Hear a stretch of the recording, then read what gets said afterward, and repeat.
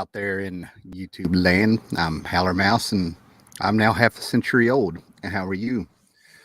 All right, guys. So, over the past week, since the last time you saw me over here and stuff like that, I have turned 50 years old, and I've got to say that I've had a blast this weekend with it. I ended up going out this past Friday night. Today, by the way, is March 5th, 2023, 4:45 Eastern Standard Time, a Sunday, and it is beautiful outside.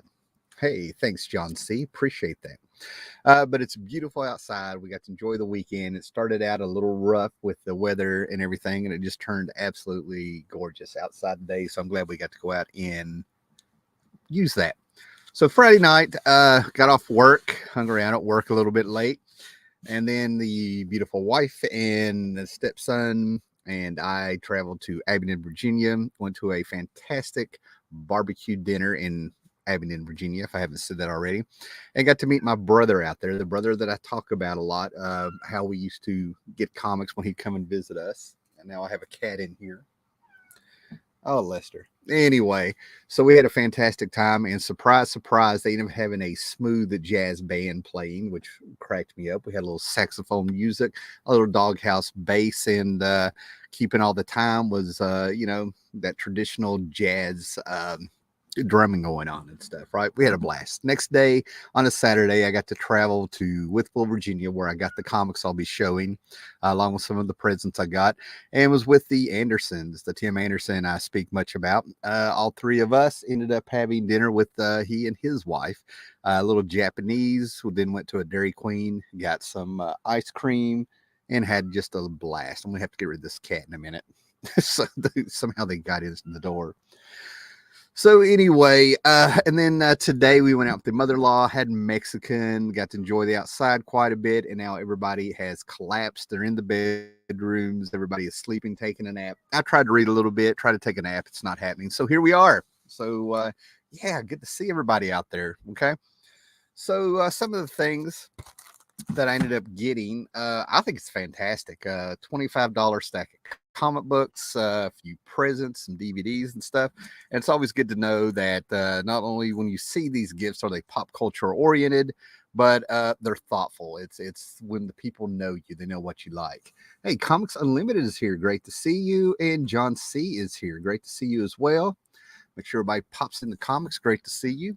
So some of the presents that I got from the beautiful wife. I'm gonna get this cat out of here. Give me a second. It's trying to climb the shelves. You better go. There you go. He knew.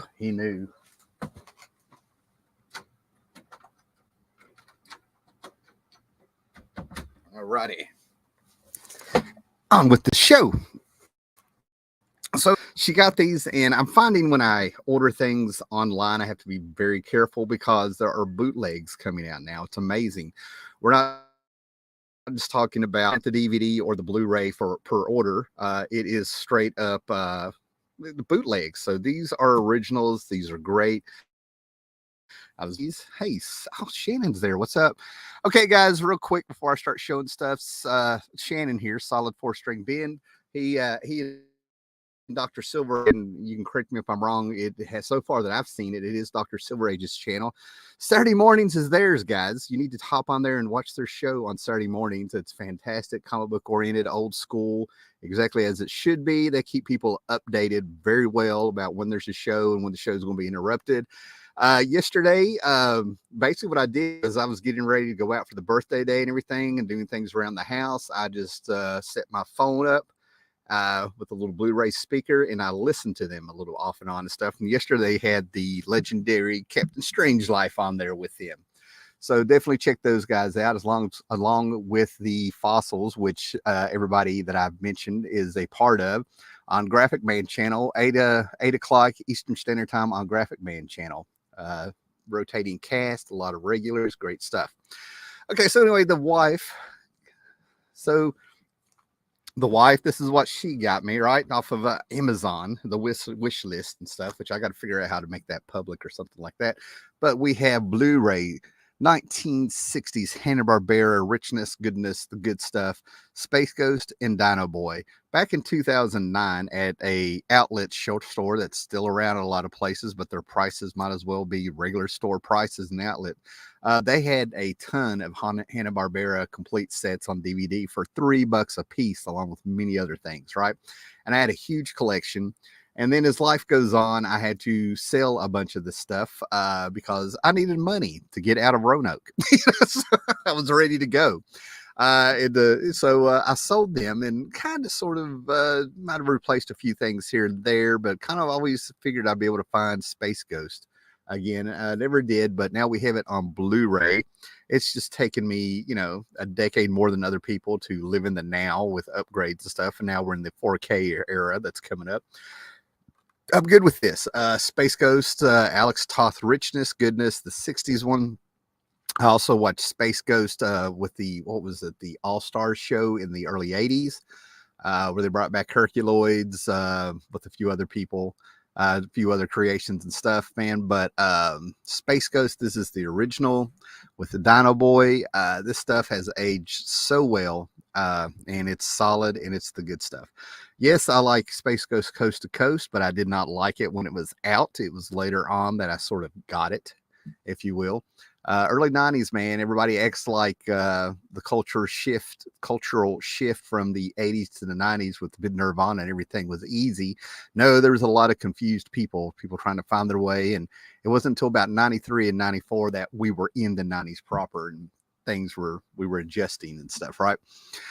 But anyway, and then also if you like the Dick Sprang influenced, inspired Brave and the Bold cartoon that was on Cartoon Network with Batman, it was fantastic. There's an episode where they have an opening where you think you're watching Batman Brave and the Bold, and it's a new Space Ghost cartoon, a little short. It's probably like 3 or 4 minutes long, but it's so well done. You have to check and make sure you're watching Brave and the Bold, and Batman pops up with Space Ghost finally.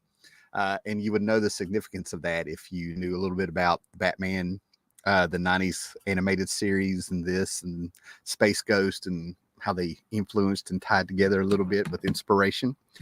And then the wife, before we got married, I knew my wife way back in like 2005 and 6 and stuff, right? And I introduced her to the Venture Brothers way back in the day. Little did I know that years later, we would go from friends to a couple to being married. And now I have every season of the Venture Brothers. We got season 6 here. Fantastic cartoon.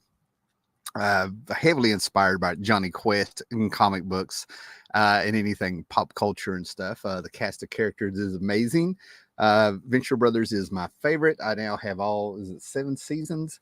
That took 15 years or more to tell. It's fantastic stuff. So I'm very happy to get that. Bought this for myself in the 2000s. We had a new Batman. Was it Roger Cruz? Anyway, there was a guy that came out of the 90s of comics with Cruz, J. Scott Campbell. There were some guys there that had a heavy anime / manga influence in their art in the 90s. And one of those guys, I'm pretty sure it was Cruz, came on here, ended up doing the new Batman cartoon in the 2000s with the band U2 doing the theme song.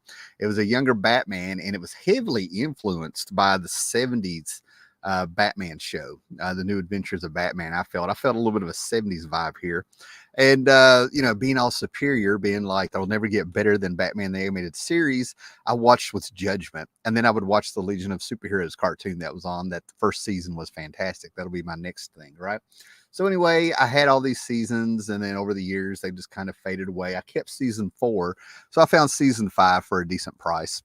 And I'm probably going to be getting this to put with my Batman DVD / Blu-ray collection over here with the Batman the Animated Series, the Bruce Timm-verse Justice League and Superman, and the 60s TV show, and all the straight to DVD stuff that started in the 2006, 7, and 8.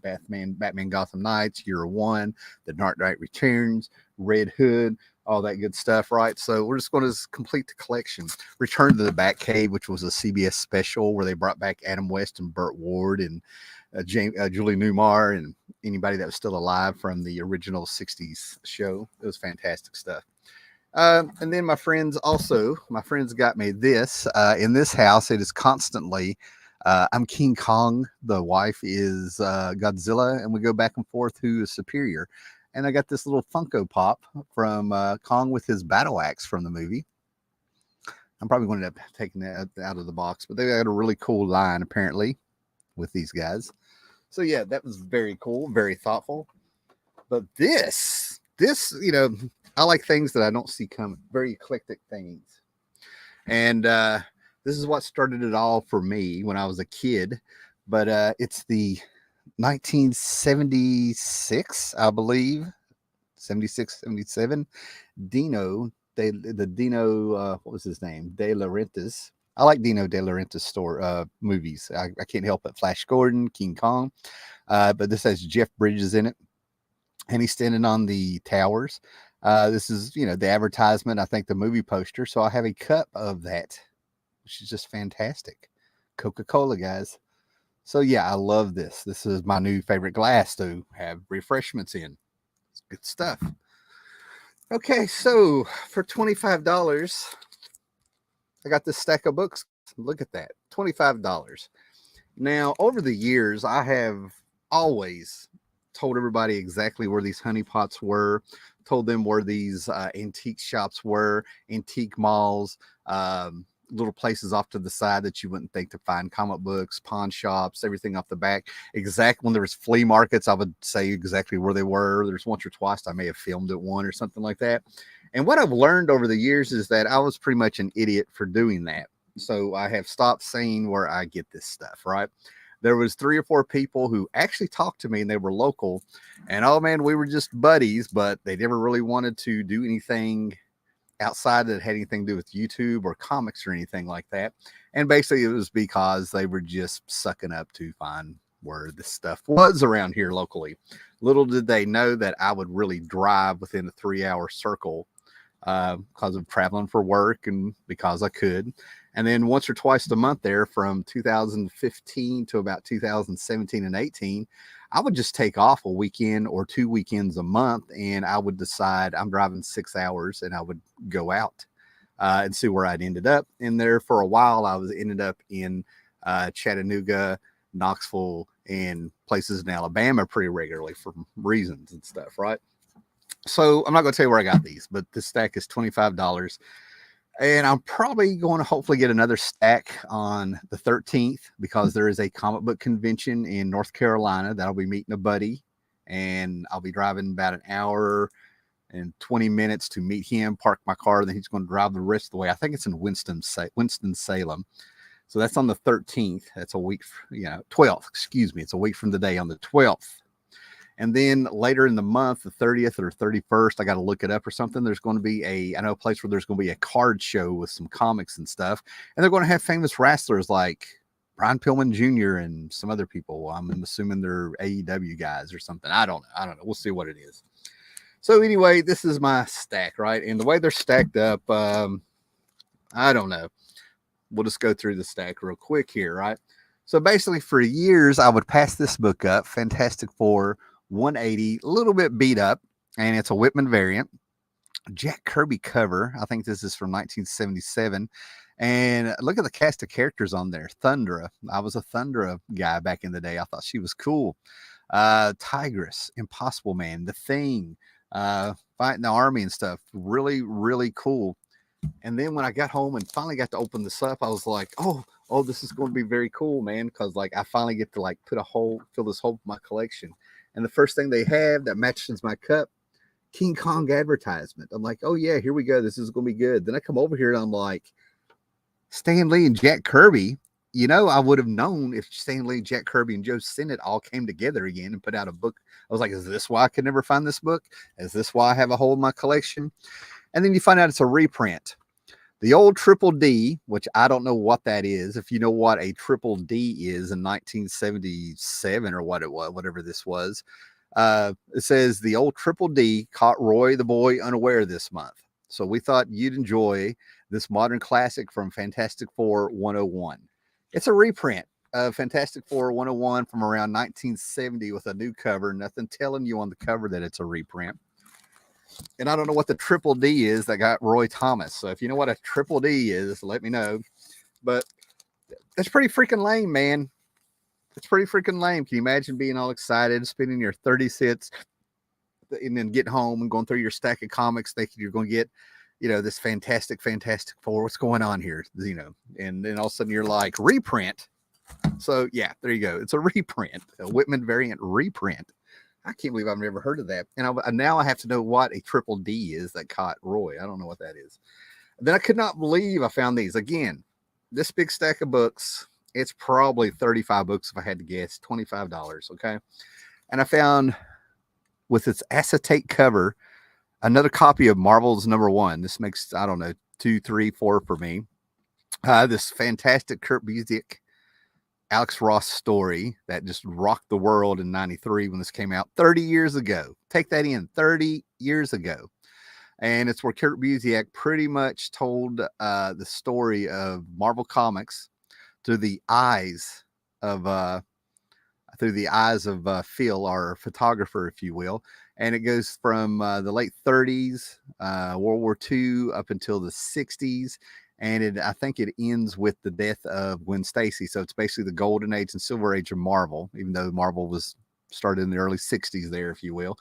But he ties it all together, and he figures out continuity and figures out, like, the Sentinels. Nobody knew this, but when the Fantastic Four were having their wedding issue, the only time that the X-Men could have been hit by the Sentries for the first time, the mutant hunting robots, if you will, was on the Fantastic Four's wedding night, which would explain why the X-Men were fighting these guys in New York and nobody else was coming back in the day.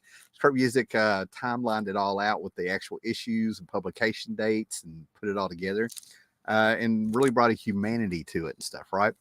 Now, maybe about a year or two later, I want to say this was 95, they decided to do sort of like the opposite of Marvels and had Warren Ellis, who, to me, Warren Ellis has always been a superstar, but apparently he was paying his dues in rising up and doing Doom 2099 before he became the phenom that he was. But he did a 2-issue series that is painted, because all of a sudden everybody wanted their comics painted, because thanks to Alex Ross. But he did Ruins, which is kind of like the opposite of Marvels. This is like very depressing. Horrible things happen to people, our heroes. And it takes a toll on our protagonists and stuff, right? And I usually don't like stuff like this where they're just it feels like they're shitting on something that's really cool. I've read this for a couple times. I've gotten a little trade where they put both issues in. I've had this first issue for a while, never found the second issue. But yeah, do not watch The Crow. Do not make sure it's not raining, and don't listen to the country music when you pick this up to read this, because it's just that depressing. So be careful. Oh, we have somebody here that thinks that they may know what the Triple D is. Let me get to it. Huge fan of Space Ghost. Loved the cartoons as a kid. I'm surprised with the Space Ghost collection that I've just put together, that I've had here, where I've been reorganizing the room, and I'm finding like a little comic here with Space Ghost. This was Space Ghost. I got all my Johnny Quest stuff together. I'm slowly putting all the Hanna-Barbera stuff that I didn't realize I had so much spread out, if you will, right? So William Byrd has an idea of what the Triple D is that hit Roy Thomas. The dreaded Deadline Doom. And you're probably right, because I didn't want to interrupt what I was saying, but I might have been around the same time that there's a famous Howard the Duck issue where Steve Gerber was having deadline issues. So he wrote a story that had nothing to do with what was going on with Howard the Duck sequentially in each issue. And it was nothing but a bunch of two-page spreads by different artists to get the whole book together. So yeah, you're probably right. I never dreaded Deadline Doom. I never heard it talked. You know what? I probably read it like that, and it just never registered that it was a thing, that it was a term. I thought they were just talking to us. And if I heard it, it was in that Howard the Duck issue I'm talking about. Oh, here we go. To mention another 70s issues that was a reprint full ends. I've been doing YouTube for a tenth of my life, 10.3, if you will, a tenth of my life now that I've turned 50. I've been collecting comic books for 46 years, and I never put this together. And that's the whole deal. That's the biggest difference between, to me, guys, people who have collected comics for a while in our season versus a lot of what's going on now with these younger guys and stuff is that we don't try to act like we know it all. We haven't been in the comic book collecting business here for 5 minutes and got the ego for it. You know what I mean? So this is why I keep doing this. I love when I find out new things, and it's all coming together in my head as I'm sitting here talking. Like, of course, it's the dreaded deadline doom. Amazing. Hello, Mr. Gallant. Nice to see you too. Good afternoon to you. All right, more comics here. All right, so the 90s. I'm very forgiving of the 90s. I had a lot of fun with comics in the 90s, and I'm sure I complained about a few things in the 90s, but I've never understood people who absolutely hate the 90s when they talk about comics and stuff like that, right? And I'm sure they have their reasons. But over the years, the cream has rose from the cream has risen to the top. Thank you. So basically in the 90s, when they started out, Marvel ended up becoming a mess. Image hit. And then all of a sudden, you had a glut of comic books come out and the bubble popped, right? Everybody was having a new universe, a new comic book line coming out. To me, it was like very exciting, but it was too much to keep up with. There actually were, if a comic shop there's a point in the 90s that if a comic shop had ordered every comic book that you could sell in 1 month, there for a little bit, it was 800 books a month coming out. Okay, and that's a lot, and really that's not good. And people seem to forget about the good girl / bad girl era, where like we were getting Lady Death, Lady Rawhide. I've got a Wizard special here where it's just pages and pages of this stuff, right? But it was like a lot of these. Zorro got Lady Rawhide. It was like they were taking characters and stuff, and we were getting girls with whips and small costumes and masks and stuff like that. And then we had things like Bone and Hellboy and Dark Horse Presents. And we had people knocking Image like Frank Miller and a little bit, and mostly John Byrne. And then you had John Byrne, Art Adams, Mike Allred, all these guys who were in mainstream comics mostly through the 90s and earlier, a little bit later. They had their comics, their creator owned comics coming out through Dark Horse, and it showed the Image how they were supposed to do it. They would put an icon of an Easter Island head that Mike Mignola drew on their book, just to say that it was nothing. You know what I mean? It was nothing. But there was all kinds of little things and little drama going on. And Wizard Magazine was actually great with telling us the pop culture news and having fantastic interviews and actually contributing to it. That all changed as time went by. Nothing stays gold forever, guys. See, that's what we learned here, right? So when it comes to the 90s, I get it. It was too much. Some of the mainstream comics were killing characters and replacing characters, and the event-driven books were getting ridiculous, and it's almost like history repeating themselves. Does this sound familiar? Oh, but it was also the death of Superman, and then it was the gimmick covers. There you go. But we had things like Valiant, and like I said, Bone. Cerebus was rediscovered through a whole new generation thanks to Spawn number 10 and Cerebus number 0 and things like that. And that's why I can remember them fondly. I'm away from it. I was in the midst of it. I was reading the Tick. We had the Tick cartoon. Fox cartoons were great. We had an X-Men cartoon, Fox cartoon, Big Guy, Rescue the Robot, things we never thought we would see. Batman the Animated Series was still surviving. All kinds of great stuff going on, right? So in the middle of this, we had Malibu publish Image. Image moved on.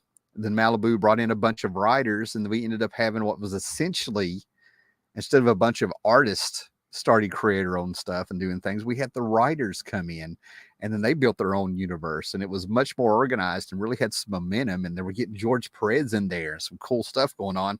Then Marvel bought him out. Marvel started knocking people out. I'm doing a history lesson here. Marvel was like, we like your coloring process, so we're going to buy your company so we can use your coloring separation process and stuff, right? And of course, they started interjecting their characters into Ultraverse and re-released a whole bunch of books, and it just went all to hell. So anyway, what we have here is one of the events they had was Godwill. All right, it was a 0 issue, 2-3 issues. Lord Pumpkin, the coming of Thor, the Black Knight was somewhere around in there, popping in the Ultraverse, and they actually had a cartoon a little bit of what was the Ultra Force and things like that. And I found for $2 the complete trade of the complete story, I guess, of Godwill. Right, George Perez cover image, and I'm sure that's stock image from one of the previous issues and stuff, right? But for $2, I was like, that's going to be easy just to sit down and read. That's fantastic. And I don't know if you've heard the news, and you can Google this yourself because I didn't even know I was going to mention it here. But if you read the news, Disney contacted Don Rosa and let him know that 2 of his stories, 2 of his books that he did of, I don't know, Uncle Scrooge and something else, Donald Duck, whatever.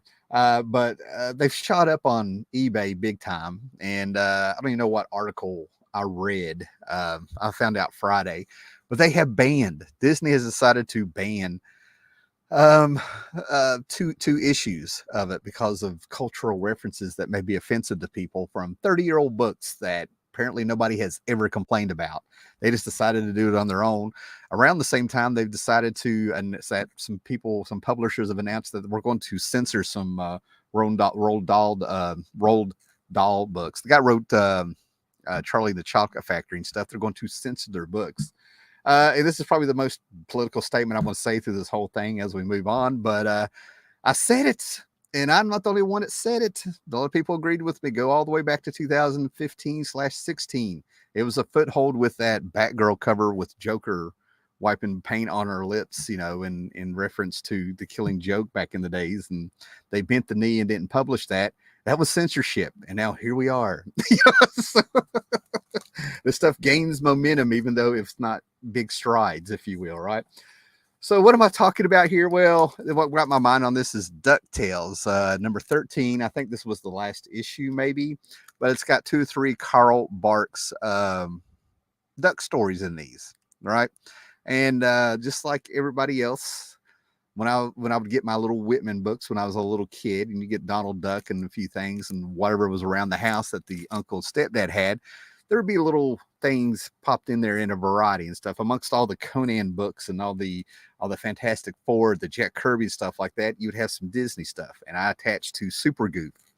But there were still some of these tales. And just like everybody else, I was like, man, that was actually kind of cool. And then years later, and it was really, at least from my perspective, it was through Jeff Smith on Bone that I started discovering who Carl Barks was. I kind of knew the name, but I didn't know he was the guy, so yeah, I picked these up. I always check them out to make sure to see if there's some Carl Barks stories, because the way Disney is starting to go, you don't know what they're going to do, with these stories. Oh, thank you. Okay, hold on. Comic Collectors here. How are you doing? Good to see you.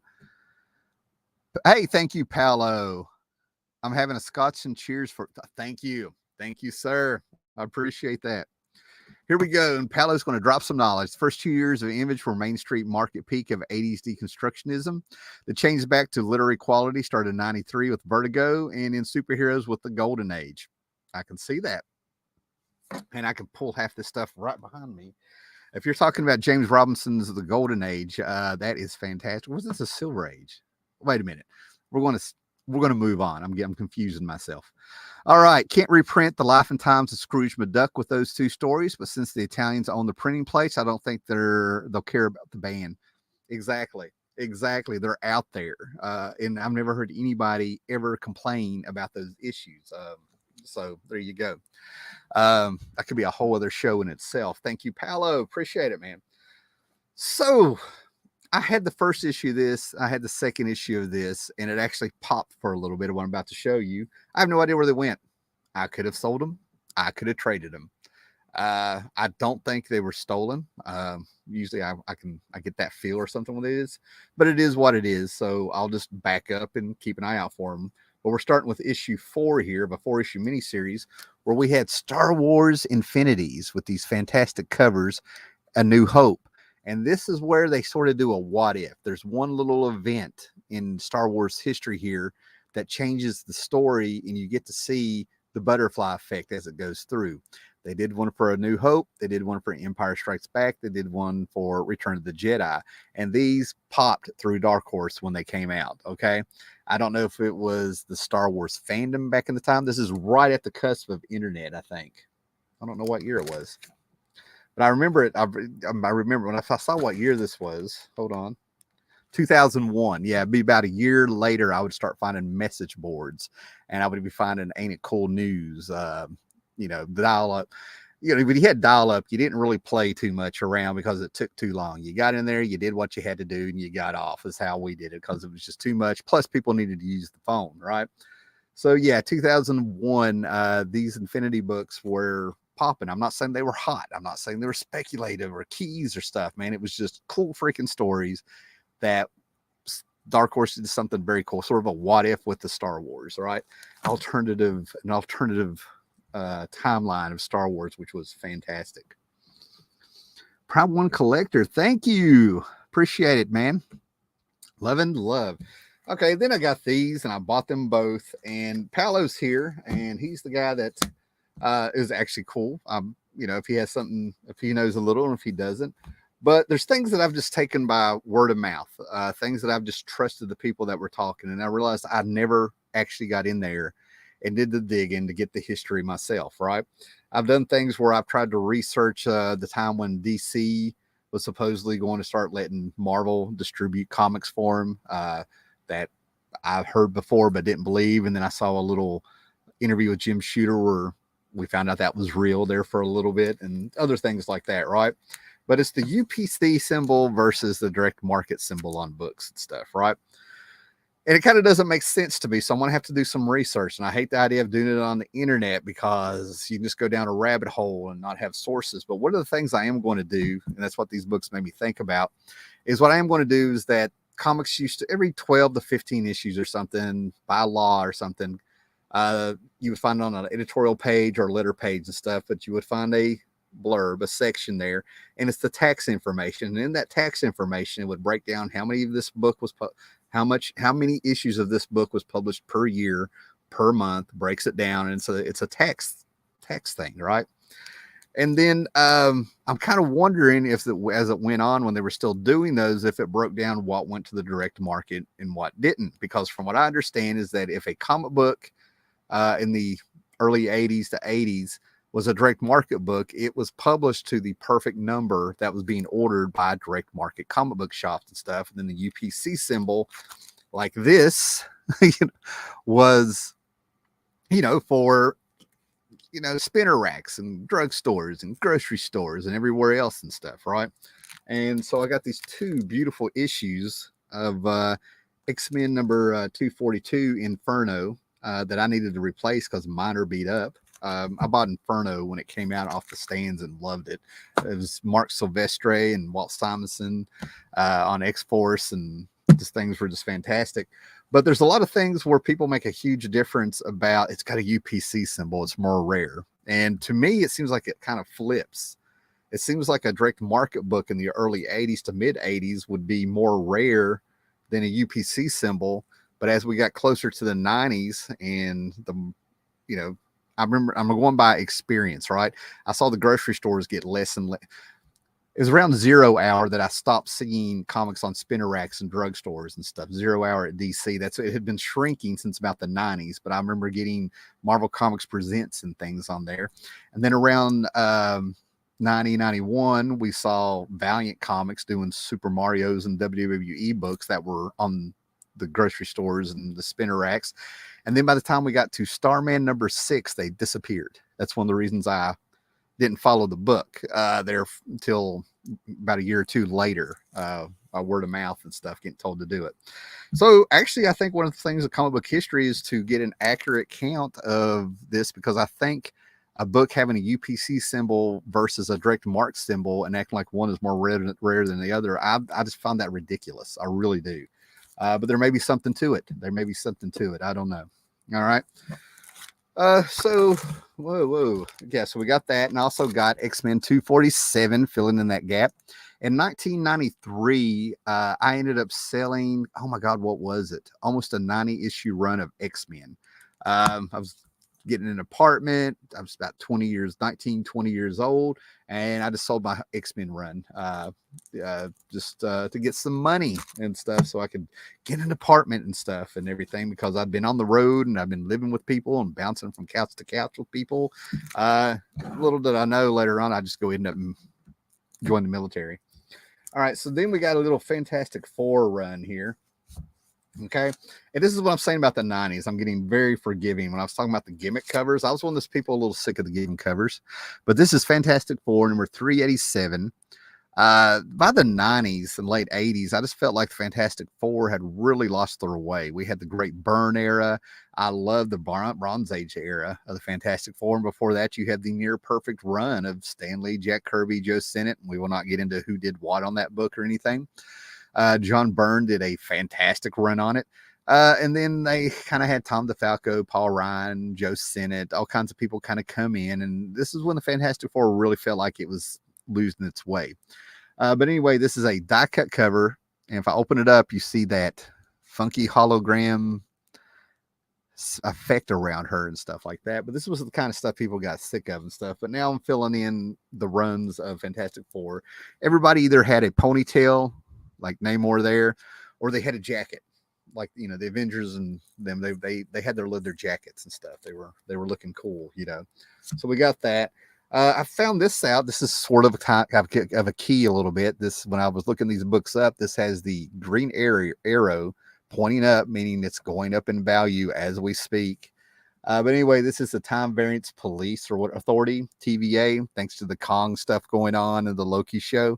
But I think this is like this came out the same month as the first appearance of the Time Variance Authority or whatever, the TVA.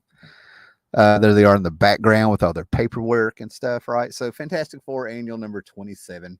And I got this because I'm going blank, but I'm pretty sure that is the character that Walt Simonson made in 2 issues of Fantastic on his Thor run, where it was like an ode to Judge Dredd, and the character was like Justice Peace or something. I don't remember what they called him. I have it here somewhere. But anyway, I think that I'm hoping I've grabbed this because I'm hoping that's the same character, because I'm a huge Judge Dredd fan, and I just thought that guy popped up for 2 issues or something like that. And I know somebody knows what I'm talking about here, right? But yeah, Walt Simonson had a wink and a nod in his Thor run with 2 issues of a character that was very Judge Dredd like, and it was fantastic, right? Acts of Vengeance. Now, Acts of Vengeance, that was piloted by John Byrne because he was on the Avengers books at the time and stuff, right? And we had these company-wide crossovers. And you have to remember that the mutants took over Marvel, right? They were the high sellers and everything like that, right? And then, you know, they kind of forgot that they had the Fantastic Four and the Avengers out there and stuff like that. So they decided to do more of a crossover that was more non-mutant centric, and the whole gist of it was that we will pair up villains with heroes that have never met or ever fought before, right? And you know, having like a few cool stories like Daredevil taking on Ultron, and then you have stuff like this where it was just these B, C, D list characters coming after the Fantastic Four with no sweat. This is, now I've been collecting the crossovers, right? I have all the War of the Gods, and I think I have all the Secret Wars 2 crossovers, and I think I need 2 or 3 issues that are unofficial Crosses on Infinite Earth crossovers, and I've got them all listed here, and all, you know, this is one crossover I will not be trying to get. Okay, right? The Acts of Vengeance and stuff, right? But I'm plugging in my Fantastic Four run, right? Because they were there. More Walt Simonson goodness stuff here with he on Fantastic Four. And this is a book I may already have. I don't know. I think I've had it and I've gotten rid of it. But there was two or three issues that Art Adams came in on. And they did the Fantastic Four with the characters at the time in the early 90s, where we had Spider-Man, the Hulk, Ghost Rider, and Wolverine all become more or less the Fantastic Four for an issue or 2. And they got brought back to have Fantastic Four versus Fantastic Four in that iconic X-Men versus Avengers 60s book where they're standing off. This has been done many times at Marvel. Almost a trope, right? Here we go. The TVA was mentioned in the Thor stories were Justice Peace. It was Justice Peace. I'm glad I'm remembering the day, but they only appeared for real in the Simonson's Fantastic Four. Thank you. Okay. Oh, gotcha. Okay. Um, JLS Comics, good to see you. Thank you. And Super Gray Hulk, happy born day, Tim. Thank you so much. And guys, Super Gray Hulk here. I always say it because I'm always appreciative, and but he's been here almost from day one with this channel, man. So, I'm one of those sentimental guys that take nothing and nobody for granted when it comes to things that I find very endearing. So thank you, man, for sticking around, man. High points, low points, all of it. Appreciate it, man. Now, these are relatively newer comic books, and there is a chance that these things will go on eBay because, I've made some people a little bit mad. I've made some people kind of want to talk to me, and I've tried to make a point of like being real careful, not going overboard, but like modern comics and all that stuff. But I dip my toe in it. That's the whole thing. It's me making an informed decision about are they getting better and stuff, right? And it's moments like these that I'll decide to check something out, right? When they're cheap, okay? When they're cheap. Because I'm not going to lie to you, when it comes to things like Superman, Son of Kal-El, I can get the entire run for $1 a piece. I see these newer books everywhere in dollar bins and sometimes 50% off bins and stuff. I can check them out anytime I want. But this is Miles Morales, right? I got some Miles Morales. I think this is a 3-issue miniseries that ties in with Absolute Carnage or something. They're doing a clone story because I really think Marvel has dropped the ball with Miles Morales. Miles Morales is actually in my circles, in my perception of going to comic book conventions and stuff, right? But this Miles Morales is the last character that I've heard people speak his name like we used to speak Peter Parker's name. Very endearing. Okay, they don't call him Miles Morales Spider-Man. They don't call him Spider-Man. It's Miles. And they talk about him like he's a friend. To me, he may have been the last character that Marvel had that people loved, and they kind of shot themselves in the foot with him, with how they did him and stuff, right? So I ended up getting a bunch of Miles Morales-centric books and the diluted Spider-Man stuff a little bit here, right? So some of these are variant covers. Absolute Carnage, they're not going to show up. Anyway, maybe they are. Maybe they want something in the dark. So like I said, some of these are, I'm hoping that they're not being recycling older Superman or Spider-Man stories, okay? Maximum Carnage and the clone stories and things like that. Because that's just not fair to Miles. That's the kind of stuff where you want to give him his own legacy if we're going to time into Spider-Man, right? But as you can see, it's Miles here. And supposedly this is some kind of key book. I have no idea if it's worth anything. I really doubt it is, but this is the first cover appearance of Miles Morales' clone. See, this was done in issue like what, 149 and 150 or something, with the Jackal building up tunes and stuff there with Gary Conway back in the day, back in the 70s. That's just not fair to recycle that story, I think, when you have somebody like that still has a chance.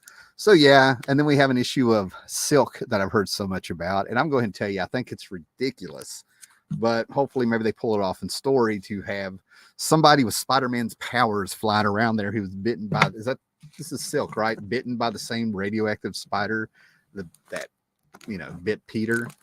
It bounced off him and just bit somebody else. That's amazing. That's just amazing. Okay. Oh, Ponaditas, what's up? I remember collecting Operation Galactic Storm off the spinner rack back in the day. I had the Avengers books, and I had the Quasar issues. I remember when it happened. Seems like I might have had an Iron Man issue or something. I don't know. But the whole Galactic Storm thing, I don't know. For some reason, I just kept going back to the Kree Skrull War. Maybe that's why I didn't get it. And I love the Royal Guard, the Shi'ar Royal Guard or whatever they are, the Legion of Superheroes they did with a wink and a nod when Dave Cockrum was on X-Men back in the day. Splash Page Comics, I don't buy new books anymore.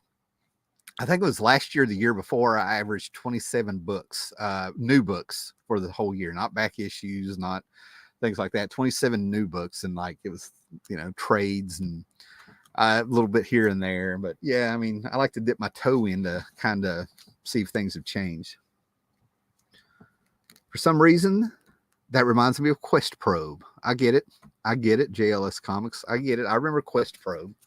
Yeah, that was yeah, I got you. So this was for fun. This book was for fun because you can go way back on my channel. And when DC announced the 52, they came out with a little booklet that you got, a little preview issue where you go through and you saw all 52 books in it.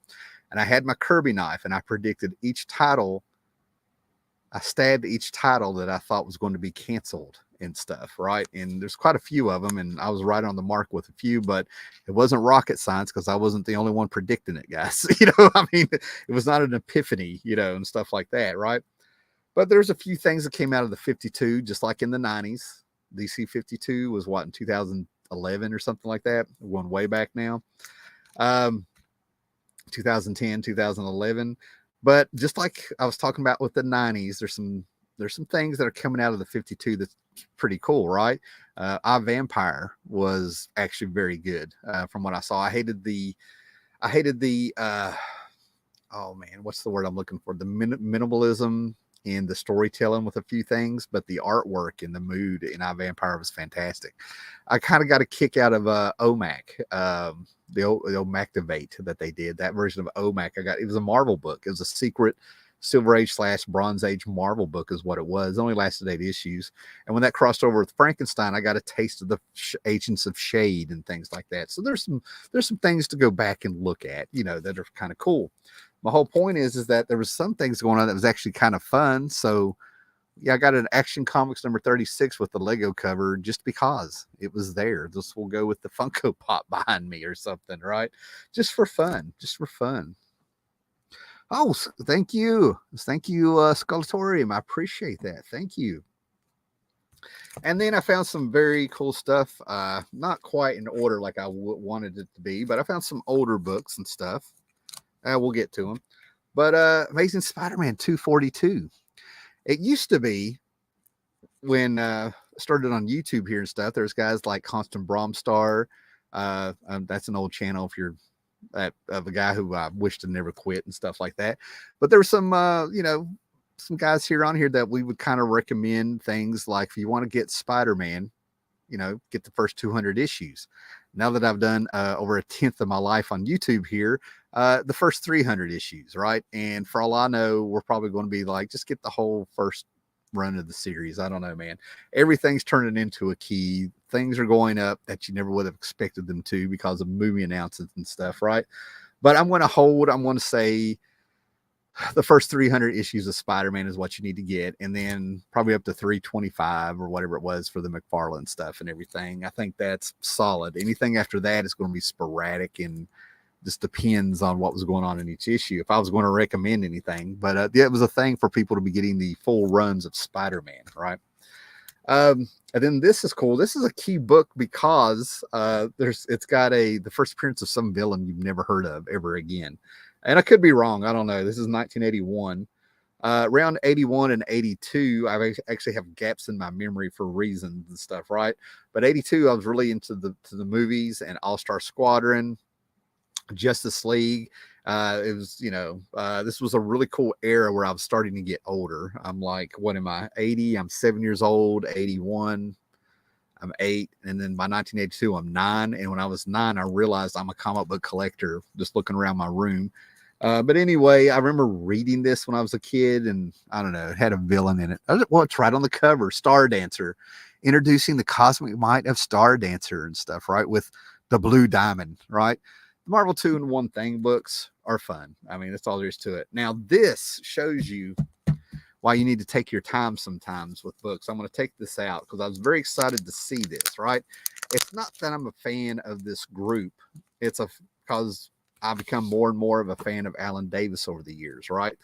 Mike's first exposure to Alan Davis was when he took over the artwork on Batman and the Outsiders, and it seemed like he ended up jumping over at Marvel doing a X-Men annual, and then we got Excalibur, and it was later that I started seeing the ties to Captain Britain at the Marvel UK books and Alan Moore, and was just amazing. And then the guy comes out with Justice League The Nail, a 3-issue prestige format miniseries, where you're like, this fucker can write. Like, it was phenomenal. Then he did Superman's Legion, Fantastic Four, The End. His writing was just as great. And in the midst of all this, in the 90s, where if I'd found this, I probably, like I said, so many books were coming out, so many new teams and everything like that. You know, you just had to pick and choose there for a little bit. And I chose not to do this one, right? But apparently this book has gained a little heat. But it's Marvel Comics Presents number 158, the first appearance of Alan Davis's Clandestine.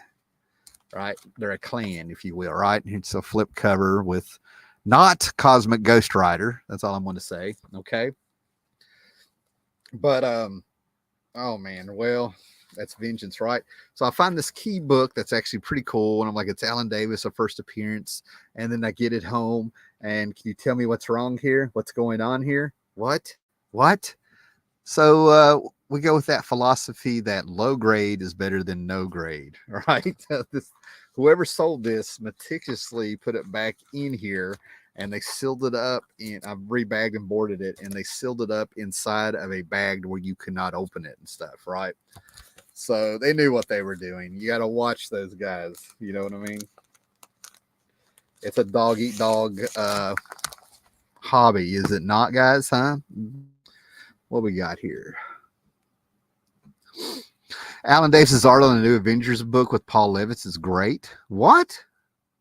Jonathan Suko? Wait a minute. Am I reading this right? Are you telling me that Paul Levitz of Legion of Superheroes fame and Alan Davis did a new Avengers book? I've not heard this. Wait a minute. Who said that? Did I get the right one? Oh, that's Jonathan Suko. Sorry, I read that wrong. Oh, Gore Vidal is here. How are you doing? Oh, thank you, man. And I did get your email this morning. Just been busy today. I'll be reading that email tonight. So thank you there, Gore. Appreciate it. And then we have Eric Breen. Hey, thank you, Eric. I'm catching up with you, man. Appreciate it. Good to see everybody popping in here. It's fantastic, right? Now, I think I need to go back and look, because off the top of my head, this was 60 issues. This is another 90s book that I love it because it was under the radar, and it's fantastic. And it's a little bit toned down from what we usually get from Mr. Preacher here, right? Garth Ennis, John McCrea coming over from their Demon run to do Hitman out of this horrible crossover that DC did with all their annuals one summer, where, what was it, Bloodline, where these aliens came down. And all these new heroes in each annual popped up because of these like aliens biting them or something, right? Well, the only one to really come out of all of that is Hitman and the Demon annual and stuff, right? And in the first 2 issues, Tommy Monaghan, I think it's his name. Watch me forget his name, and actually loves this series and stuff, right? But he's a hitman in Gotham City with a moral code, and his powers are telepathy, and his messed up eyes give him X-ray vision. But he's a hitman, and he'll decide who he's going to take or not. And he's actually hired in his first case, in his first run of his book here. The first story arc is to go kill the Joker. So in the second issue, we have the Joker. And believe it or not, we end up having Batman show up to help save the Joker. And what does Tommy Monaghan do?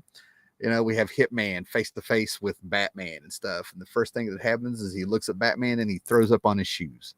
He throws up on Batman. It's that kind of book. Good stuff, man, right? Then I have to check this out, man. There was a couple of Gen 13 books. Now, what's wild about that is I didn't really collect Gen 13. J. Scott Campbell, Danger Girl, Gen 13, Brandon Choi, Jim Lee, it was a Wildstorm book and stuff. Looked beautiful. But it just reminded me of something else at the time. I can't remember what it is. And I wasn't into books where they had teenagers. Because what happens is the audience grows faster than the kids. The kids stay teens. Your audience grows up. They don't want to read about teenagers. So I just kind of stayed away from it. But then I'll see things like this because of the people writing the book. And I'm really hoping that this is a one-shot or something. But they had a series called Gen 3 Bootleg where they had a rotating cast. I got a Gen 13 Max one-shot. I've got a Gen 13 issue for some reason because it's a flip book and it has something I needed or whatever. But this is Gen 13 Bootleg with James Robinson of the Golden Age and Starman, my one of my favorite books, if not the favorite book, and the great Scott Hampton doing some kind of story here. So I expect great artwork and probably a clever little story. Totally because of that, right? And these are relatively newer books, and I actually flipped through this one. What I flipped through and scanned and read was crap. But I'm gonna give it another chance. That's not my official review of this, right? But it's a virgin cover of Static Season 1, Static Shock, if you will. All right, bringing back that milestone character in this fancy little, gimmick cover here and stuff, right? But yeah, I've enjoyed the cartoon since I've had HBO Max. Didn't watch it when it came out. Then here, I don't know where we're at. I don't know what volume this is. I don't know what they've done. But this is 53.LR, Last Remains, Amazing Spider-Man. Hopefully it's not a freaking Dan Slott issue. It looks like a John Romita Jr. cover, maybe. I don't know, man. But an Amazing Spider-Man book just to see what's going on with him today, or relatively today. I have heard very stupid things going on with Spider-Man, but I'm telling you guys, they started crapping on Peter Parker at Marvel years back, way back. I can actually almost pinpoint when I think they messed up with Spider-Man. It was actually when it had to do with the Black Cat. I don't know if it's Spider-Man 194 or a later issue or something, but I say Amazing Spider-Man 194 may be the book where I think actually diverges. It was like a little pebble rolling in the snow, and then it turned to a snowball, and over years it got bigger and bigger. I think it's when they totally crapped on him in the 2000s and the 90s. I mean, it's just amazing the resilience that Spider-Man has. Spider-Man started out as a kid we all related to. He was one of us. The costume just sort of brought more of him out, let him run his mouth and stuff. And then we had the amazing issue. Help me out, guys. Is an Amazing Spider-Man 33 off the top of my head, where he's got to get the medicine to Aunt May because she's about to die for the 20th time in 3 years. And he's trapped under a gigantic piece of machinery, pure mountain of metal, while he's down in the sewers, and this water is on top of him, and we're in his head with him, and he has to do it for Aunt May, and he comes up and he lifts it up and gets her the medicine and stuff. That's Peter Parker, guys. And how many times you get knocked down, it's how many times you get up and all that stuff, right? And then all of a sudden we have him dating the Black Cat years later, and he goes to reveal his identity to her, and he pops off the mask, and he's like, "I'm Peter Parker." And she was like, "No, I want the Spider-Man." And he puts the mask back on. And that's where they messed up, because what they unintentionally did, and from that moment on, it got its own zeitgeist, in my opinion, its own life, if you will, on its own. Maybe the book started writing itself a little bit, but in my opinion, they separated them. They made Peter Parker and Spider-Man two separate characters, even if it's on a minuscule, small scale. All right. That's how I feel about it. What we got here? All right, Eric Breen. It's on issue 2, and it's really good. It's an issue 2. Awesome. Okay. One of my books. I'll look at that. Okay.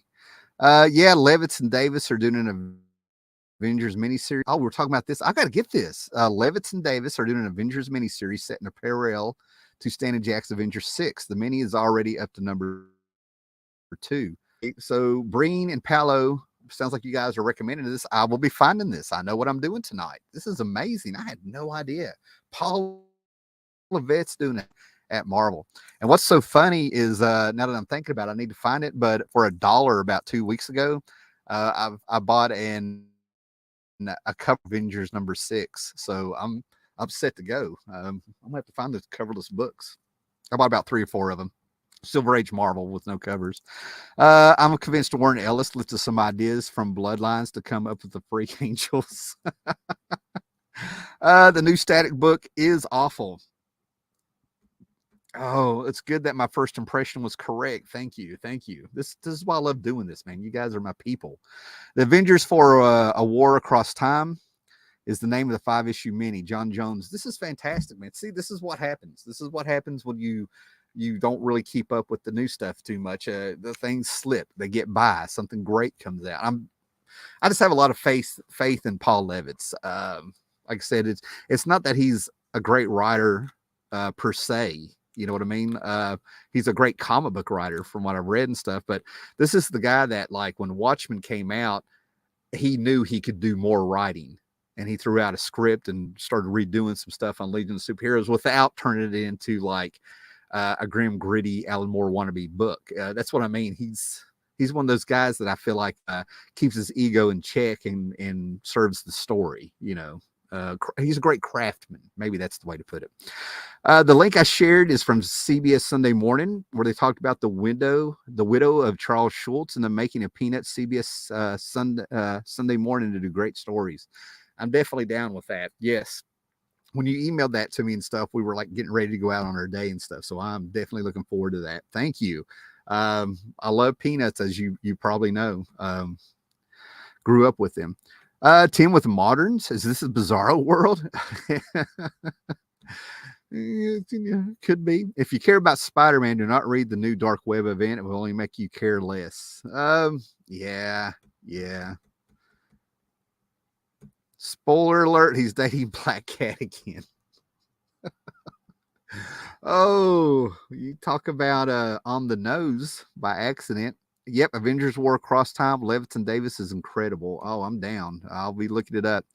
Marvel has done zero marketing for the Levitt's books. Levitt's coming to Marvel should be major news. Yes, this is like Roy Thomas going to DC back in 1980. That's what Paul Levitt's going. Paul Levitt's is the guy that made sure, and on top of doing his book or / books sometimes, he's the guy that made sure that creators got their money.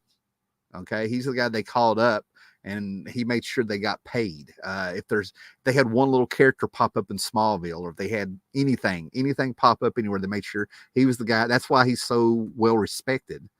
Amazing Spider-Man 33, the final chapter, I think should be read by any writer who wants to write the character. Exactly. That is the core of what he is.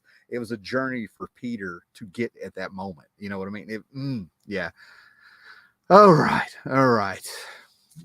Definitely one of the greatest moments in comic books ever. Also, I mean, I don't care what's happened since then. It's one of the few moments I don't think you should have to put yourself in the frame of mind of the 60s to get what was going on there, man. It's just a great moment. All right. Anyway, speaking of Avengers and stuff, I got Avengers Forever when it came out. Kurt Busiek, to me, was like one of my favorite writers there for quite a bit. We're talking Astro City, Marvels, even got a 3-issue series, 3 issues of a series they never finished, an Image called The Regulators. I got, at the time, was just on fire. I mean, he was like one of this great writer and stuff, right? So he did a 12-issue series called Avengers Forever, which you may have heard about thanks to Kang and stuff. I've had him since they came out. They had a few variant covers, and I don't want to say I did not know that this variant existed, but maybe I just wasn't really interested, because this series came out around 99, and I had a 1-year-old son. I was super dad for a while, priorities and stuff. Still ordering my comic books, still getting some comics and stuff, but just a little bit more. But this is the Sphinx issue by Jeff Smith of Bone fame. Issue 4, I believe. Yeah, number 4 of 12. So Avengers Forever, we have some Jeff Smith. I love seeing Jeff Smith and Eric Powell of the Goon do their interpretations of superheroes and things like that. They stay true to form and stuff, right? Now, these are 2 books, and I laugh about this. This was a 50-issue series, but what's amazing is that if you go and look up every issue with the variant covers and the reprints that they came out with, there's hundreds and hundreds of issues of Immortal Hulk, even though it's a 50-issue story, if you will, right?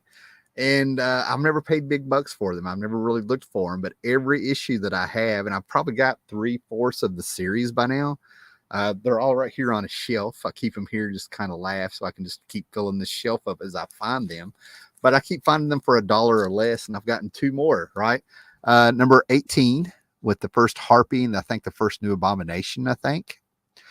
I was won over. This was the book where I was pushing, sitting there saying, man, this book's it's not that it's that great.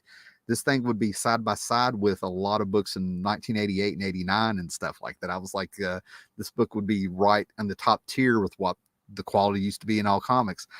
And then I sat down and started reading them in order, and I got to the issue where they're on the space station up in orbit around space, and the Hulk has been chopped up into pieces, and they have each piece of his body in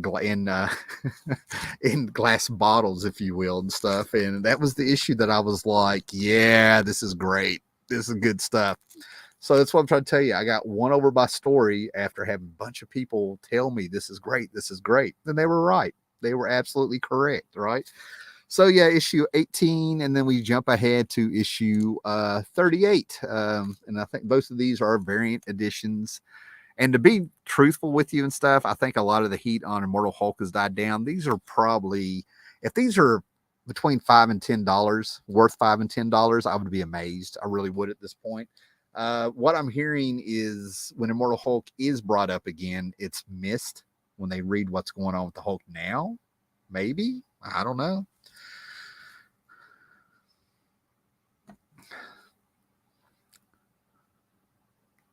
Oh yeah, Tom Brevoort is probably the only person in Marvel management who knows who Levitz is. Gotcha. I know you're talking to somebody else. Yeah.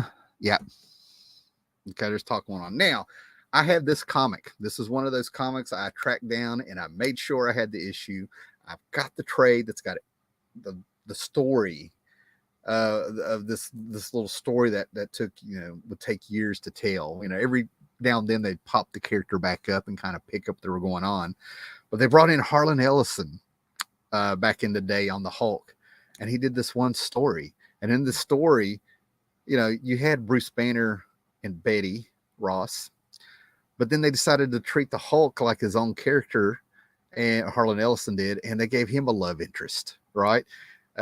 These wizards, in the microverse, there's a kingdom of green-skinned people and stuff, and the Hulk ends up down there, right? So this is called The Brute That Shouted Love at the Heart of the Atom, right? And that's the name of the trade that I have, where they collected all the Jarella stories. Because when I was a kid, Jarella was actually one of my favorite characters that would pop up. That was so sporadic, and I didn't get to read the whole story and stuff, but I was like, girl's got a girl, But there's like an issue of Hulk, like, I don't know what it is, 203, and it's a fantastic Dave Cockrum cover. I have two of them. One's beat up, it's put up. The other one, I got another copy I think is better and stuff. And on the cover is a gigantic warthog that the Hulk is standing there holding its mouth open in this world. It has like wild giant warthogs and stuff, right? It's very like Princess Kingdom kind of feeling, like with wizards and stuff like that pull the Hulk down and stuff, right? So this is the Marvel Superheroes reprint of this. That should be Herb Trimpe. I'm pretty sure that's Herb Trimpe. Trimpe. Herb Trimpe was drawing this and stuff, but this is the Harlan Ellison plotted The Brute That Shouted Love from the Heart of the Atom and stuff like that, right? I was so glad to find other people who liked these issues that were real sporadic, picking up the story of Hulk and Jarella. It's really heartbreaking. It just made the Hulk a more misunderstood, sympathetic character where we knew about this, right? Not only did he lose Jarella there, but if he ever turned back to Bruce Banner, he would also lose her that way. Also, I mean, it's just amazing. It's great stuff. So Harlan Ellison, there you go, guys, on the Hulk. How can you go wrong?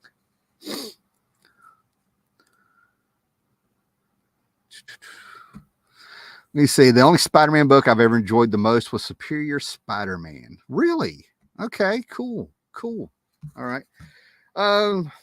This was a double dip, but it's okay, man. I don't expect anybody to be into this stuff, right? But one of my favorite horror movies. Believe it or not, I was not really that big into horror movies as a kid in the 80s and stuff, right? Didn't see fascination with them, kind of rolled my eyes. Now, I would have fun with those B, C, and D movies that you could go rent back in the day at your local VHS rental store. You know what I mean? I mean, we would have some fun, some stupid stuff. Love Toxic Avenger, don't get me wrong, but actually, believe it or not, when it came to the slashers, I just wasn't into it. No big deal. Didn't hate them, didn't like them. I could watch them. No big deal. I mean, I saw Friday the 13th. Was it the second one? I don't know. I saw like 2, 4, and 6 and all this stuff. The Nightmare on Elm Streets, I was there from the beginning on those. Freddy was the man with me, but to me, that was like comedy. And it was slowly starting to dawn on me with hearing people talk about it and seeing their point of view and how they were talking about it and stuff, that a lot of horror movies are secretly comedies. dark comedies and stuff, right? I can go on and on, right? But it was with Hellraiser 1 that my interest was piqued. And then Hellraiser 2 sucked me in. And then we got Nightbreed. And it's that trilogy of Clive Barker movies that I started getting into the horror movies. You also got to understand, I also saw Texas Chainsaw Massacre Part 2, and I was just sort of like, yeah, again, I'm not into horror, or, almost took me out of it and stuff, right? So Epic Comics came out with a Nightbreed book and some other stuff of Clive Barker and stuff, and we have Weave World, which is a mini series, and I'm not going to get into it, but it's an adaptation of a novel. I think there's 3 or 4 of them, and I keep buying the same issue twice. I can't seem to complete this. I'm thinking about just getting online and getting Weave World so I can talk about it and read it completely. All right. Double dipped again, Avengers 0 issue with Wizards. Here's what happened. I'm wanting to make a video talking about Hellboy. I'm wanting to get to making videos again. I want to get pumped up and juiced. Charlton66 came up with did a rant video. And I was like, thank God I'm not feeling the same about certain things, right? And I started kind of getting a little juiced up again. And so I was like, they announced Hellboy maybe being made into a movie again, and they're doing my favorite Hellboy story, The Crooked Man, because it takes place in the 1950s Appalachian Mountains of Virginia. And I'm like, I could do this. I could talk about this and stuff, right? So I was trying to find an interview about it where I read how somebody at Dark Horse actually ended up in my neck of the woods. For you guys that don't know, I'm in the Cumberland Mountains that lead up to the Appalachian Mountains in Virginia. It's in my backyard. And I have a feeling that if they're deep in the Appalachian Mountains, they're in Buchanan County, and that's just not good for anybody. Maybe they're up here, I mean, that's what I want to talk about in the video and getting juiced up. So I ended up getting one box of my Wizards out that I know was around 2008 when The Crooked Man came out, 3-issue miniseries with Richard Corbin art. And I'm trying to find this interview where they talk about that they were actually here in my neck of woods where they live. Somebody from Dark Horse or knew Mike Mignola or something was here. And I cannot remember where the interview is. So I'm determined to find it and make it part of the video. Well, what happened is digging through those Wizards, I didn't get very far because Wizard Magazine was very cool and I got very nostalgic. And now I'm double dipping. Anything that was the Wizards started coming in the plastic bags, and they would have little posters in them, and they would have like 0 issues in them, cards in them. You just never knew. You started getting extra stuff. They even had a Deadpool 0 that I ended up selling or something. I don't know, right? So this is a Kurt Busiek, Carlos Paccio issue of Avengers that fits right in with the series that he was doing with volume 3 or something, 2 or 3. It's interesting how many comic book readers love horror films. I like them. They aren't my favorite genre. Yeah, they're not my favorite genre, but I stopped avoiding them. I just was not into them at all. Didn't get it. Didn't see it. Again, Hellraiser I liked and stuff. Yeah. But like I said, I'm not a big horror nut. I love my Freddy stuff. Don't get me wrong. But what was I more into back then? I'm definitely a sci-fi guy. I'm definitely very much more of a science fiction guy. And even though I was playing Dungeons and Dragons and things like that, I wasn't too big into fantasy. I tried to read the books of Shannara, the Stones of Shannara or something like that when I was in 1987, I think. Couldn't get through it. And I read Lord of the Rings in bits and pieces. But there was something about Michael Moorcock's Elric where it had more of a sci-fi / fantasy feel. I felt like it was a heavy metal. I felt like I should have had a heavy metal soundtrack playing while I read Elric and stuff. So anyway, I'm diverging. Now you guys may have heard of this, right? Because I have racked my brain and I do not remember this magazine. And I feel like I should have. I don't know why I never heard of this magazine, and apparently it didn't last long, but I found out they have an issue with the interviews about Defiant Comics and stuff. I'm not wearing that shirt. Anyway, I got my Iron Maiden shirt on under my Crow sweatshirt here, right? But apparently this came out in the 90s, and I think it maybe lasted a year and a half, 93. But here's a Tom Lyle cover of Venom and Spider-Man Arena magazine. And, we have some interviews and stuff in here, right? And I picked this up. I'm like, how did I not hear about this? I love Amazing Heroes. I love comic scene. I love the early years of Wizard magazine, man. This is where you got interviews and stuff that nobody really talks about. Then this is where you got behind the scenes stuff that's not on the internet. It's not on Wikipedia and stuff, right? So I'm hoping that Arena is going to pay off, because when I was cataloging these books to check off that I have issue 13 here, it showed the covers for quite a few other ones. Amazingly enough, my CLZ app did not have the cover to this book, but the one before or after, something like that, was Defiant with the characters from Warriors of Plasm on it and stuff. And I'm like, I got to get that, you know. So yeah, I'm gonna be tracking down some Arena magazines, right?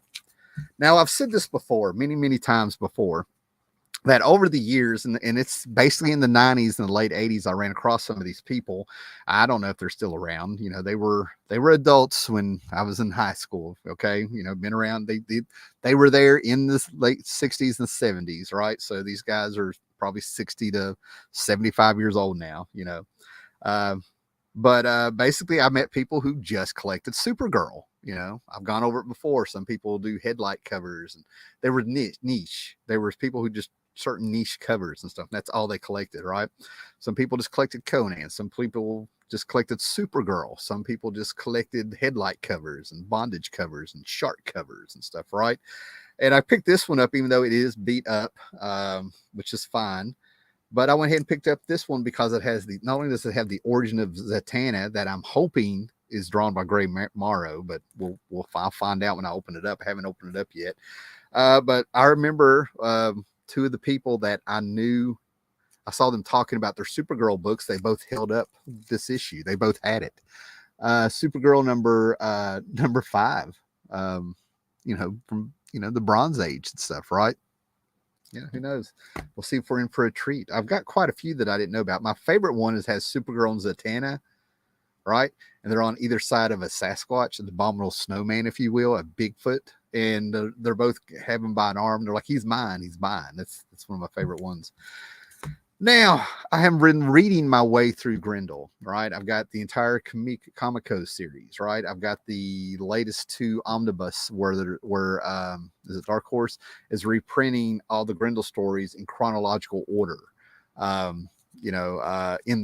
With how the story is written, right? Not how the books came out in real life, but all that stuff, right? So I'm picking up Grendel as I get there, even though I haven't read them yet. I have yet to really get grabbed by Grendel the way Matt Wagner grabbed me with Mage, the way he's grabbed me with his Sandman Mystery Theater Vertigo book. Mage I really like Mage, even though the second volume was a little iffy here and there and stuff, but I really dig the concept, right? But anyway, we have this from the early 90s. We have an issue of Grendel Warchild. Now, like I said, I haven't got in here to it. I haven't got this far reading Grendel. I'm really trying to experiment with Grendel to see why it's not grabbing me. It may just not be for me, but I'm starting to see how you can see this book and it's cool. You know what I mean? Like, I think it's one of those things where it's a little bit of an outlaw book for some people. You know what I mean? Like, they're in the know the way comics used to be, for a lot of people. And we're going to be like separated at birth covers. I don't know, but I've heard a lot of things about the Sumerian. So I got this variant cover that's black and white, a sketch cover, which looked this one was much better than in my opinion, than the other cover that was for number 3. Apparently these came out 3 or 4 covers a piece, but the Sumerian is stories of Conan without saying that it's Conan. And this is the Iron Shadows of the Moon. I have really wanted to check these out. So now I get to get a sample of the Sumerian, which should be good. And we're about done through here, guys. Let's see what we got here.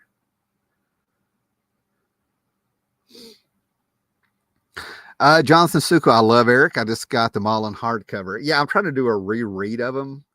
And also, I just got the Marvel graphic novel, which I didn't bring down here. Maybe it's around here somewhere. Anyway, I just got the Marvel graphic novel of The Dreaming that collects P. Craig Russell's and Roy Thomas, The Dreaming City. I think those stories were in Epic magazine, and they were collected into the second Marvel graphic novel in 81, something like that. So yeah.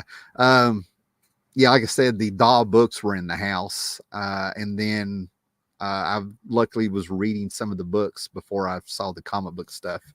So other than Epic Illustrated, sorry, not Epic Magazine, Epic Illustrated.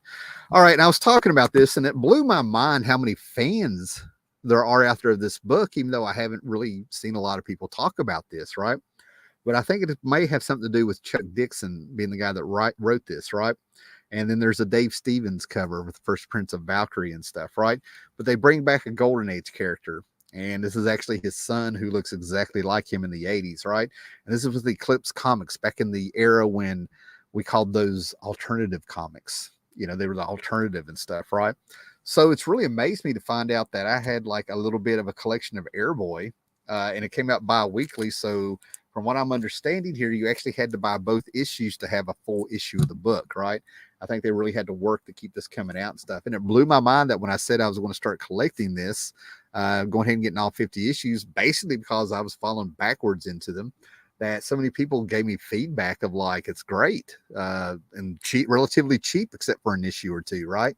So anyway, they brought back the Heap is a character that runs through Airboy.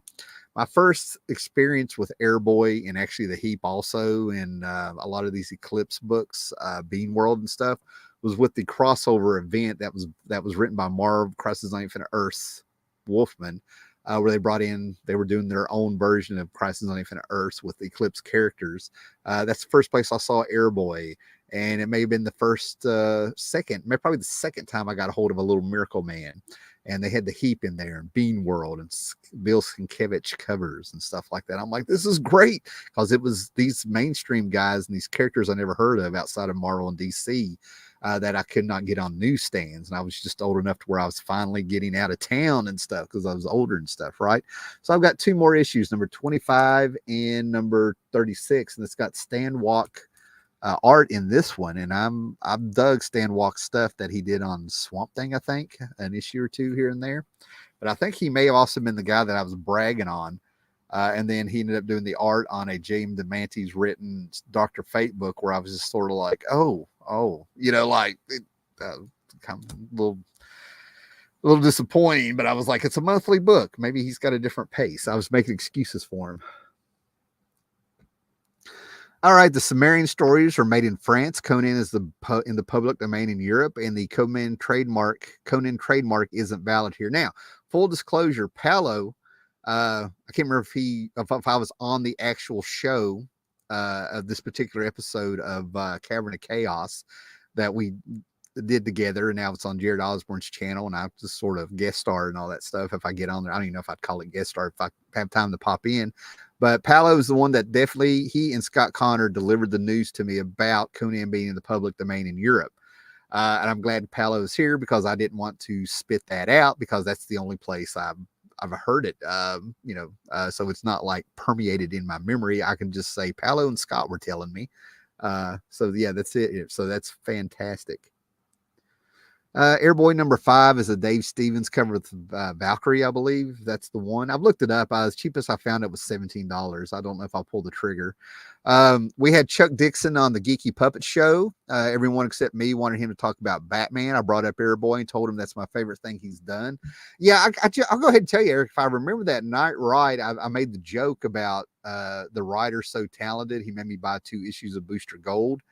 And you jumped right on there, man. You had my back on that, and you understood the mission with the joke and stuff. And then all of a sudden, it was somebody on the show ended up like talking about Vietnam, like real life stuff, and it was late here at night, and I'm like, oh man. So I kind of jumped off, and I'm glad you brought it up because I meant to pick it up the next morning and listen to it on my way to work and skip past that little awkward Vietnam part and stuff, and got to hear some stuff. So that was fantastic, man. It was really good what I saw. I mean, it was fantastic. All right, what do we got here? And this surprises me, man. I know Valiant was a long time ago, and I know that I was working in a comic book shop in my travels. Excuse me.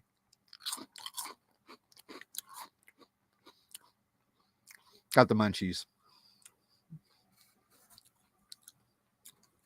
But when Archer and Armstrong number 0 came out, and Unity was happening, I was actually working in a comic book shop.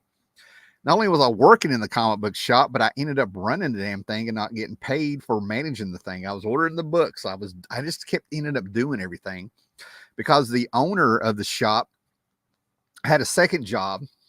Well, he had his first job. That's why he had the money to do the shop.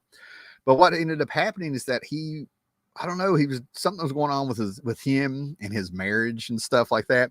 And he was always playing, like, I don't remember, maybe it was like Battletech, but he kept disappearing, and he was going with a group of guys and stuff. They were like playing Battletech or something. And I'm pretty sure he was like late 40s, early 50s back then.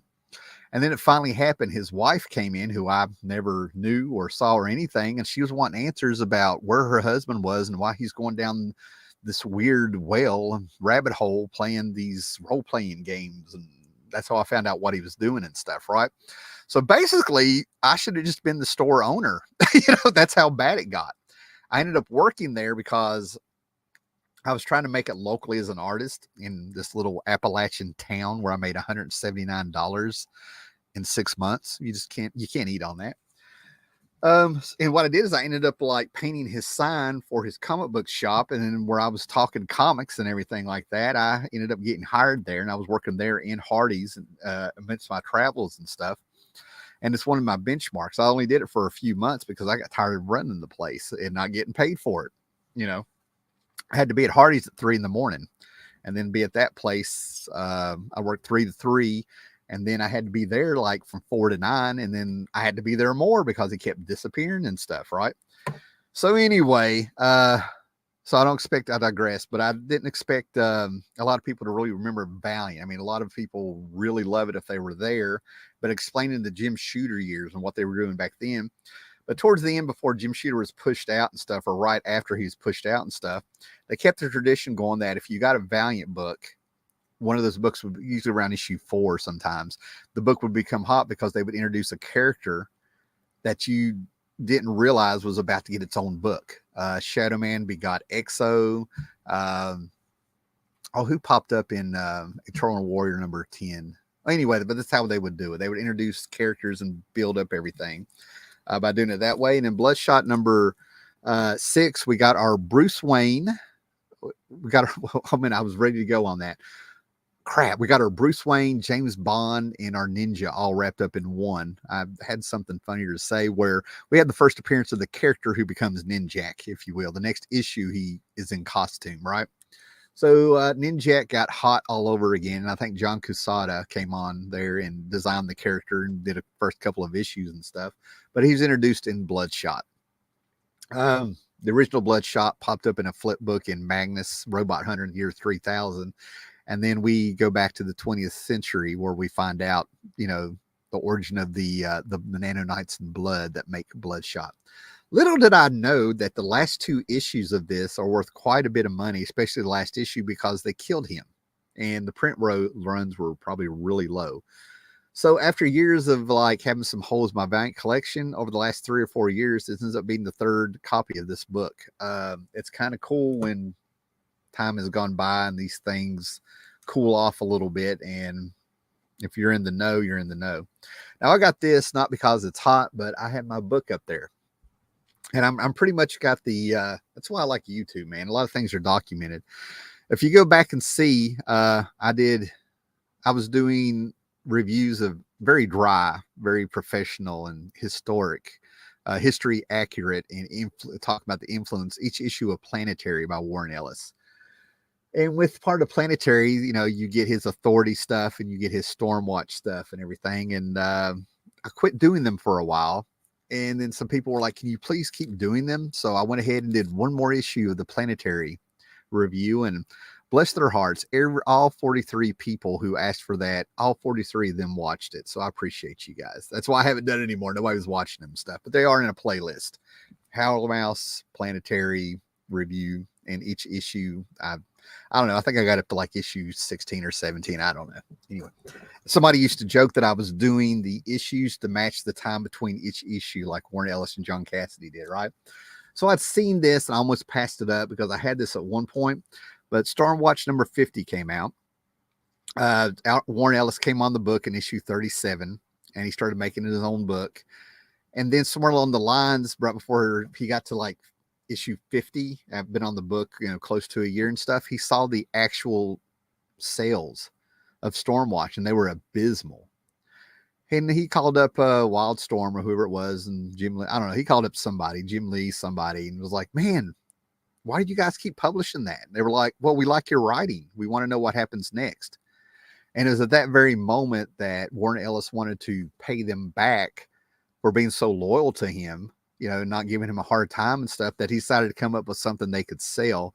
So Stormwatch Volume 2 came out, and this was going to lead up to the Authority and stuff, right? So the Authority was the team that he's like, well, I want to give them something they can sell. You know, he was just doing an image book, and now he's like, I want to give them something they can, it's going to put them on the map.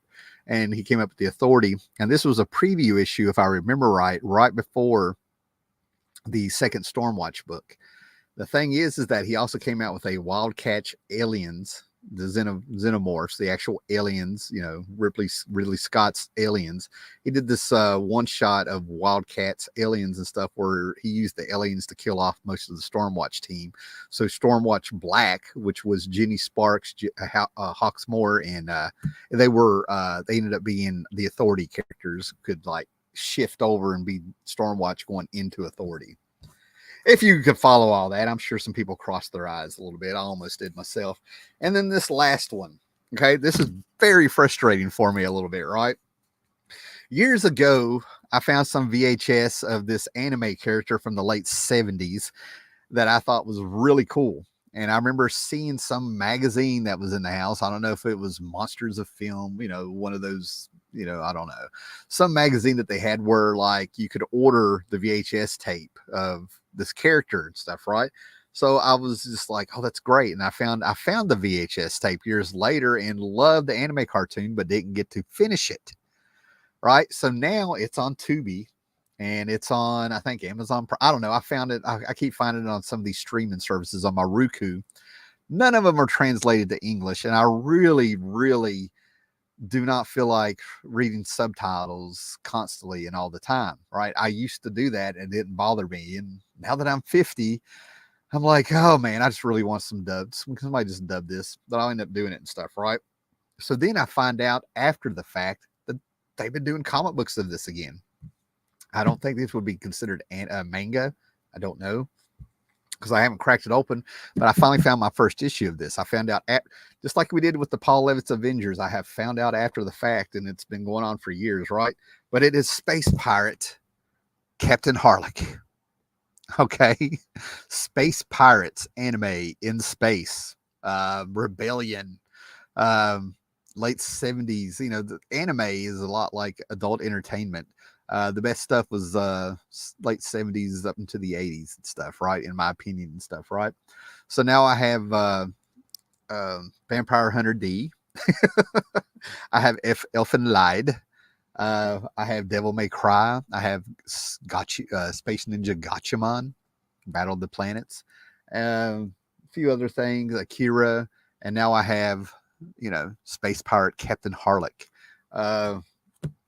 My palette is expanding, you know. Nausicaa. I love Nausicaa. You know, Spirited Away, you know, the ones that everybody knows and stuff like that. Really expanded my palette. But then there's Cobra. Oh man, what is his name? Cobra from the 80s. I found him through a Matthew Sweet video in 93 called Girlfriend, where for his video they pulled from this anime called something Cobra, something or other. I found it on Amazon Prime. I watch it every now and then. I freaking love it. But a lot of good stuff, man. But like, I'm very picky, very choosy. Appleseed. I love Appleseed. If you haven't checked out Appleseed, and if I keep thinking, I'm going to keep throwing out some more, but I'm very, I don't want to say snobbish. I just know that I'm real careful. There's so much good stuff out there that I don't want to waste my time on the mediocre stuff. You know what I mean? And these are the things that grab me and stuff, right? If I'm going to spend my time watching this stuff, I want it to be the good stuff, in my opinion. What we got here? Oh, wow. I've got something to say here in just a minute. Okay, guys. Talk about meat. This is hilarious. Let's see. You should have jumped on with us. Well, that's nice, man. Yeah, if I can do it, just give me a shout out if I'm on, you know, at the show, and if I can jump on, I definitely will, man. But that night I couldn't have, man. I had to go to bed for work the next day. You guys somehow it is. I can't stay up as late as you guys. I gotta get up between 6 and 7 most mornings and stuff. Hardee's, where cholesterol is a myth. Hardee's, we got the meats, never eaten one, but popular here. I'm assuming they are illegal in Portugal.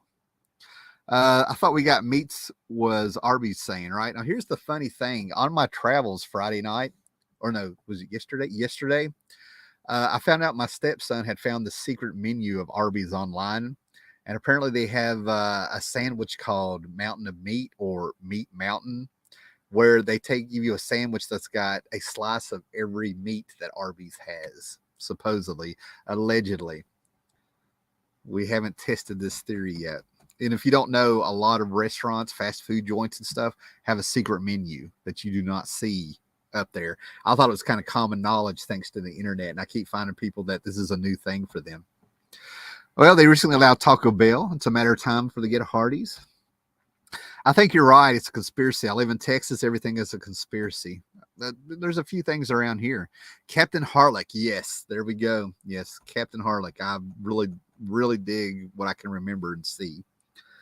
Okay, what we got here. William Bird was trying to tell someone about Planetary. They thought I was trying to sell them on Planet Terry from Star Comics. I'm not sure you ever checked Planetary out. Well, if you want some dry, right to the point, but informative videos, check out my playlist. Throw them, see if there's one where it's every issue of Planetary is a different genre, so there's one that, he's bound to like.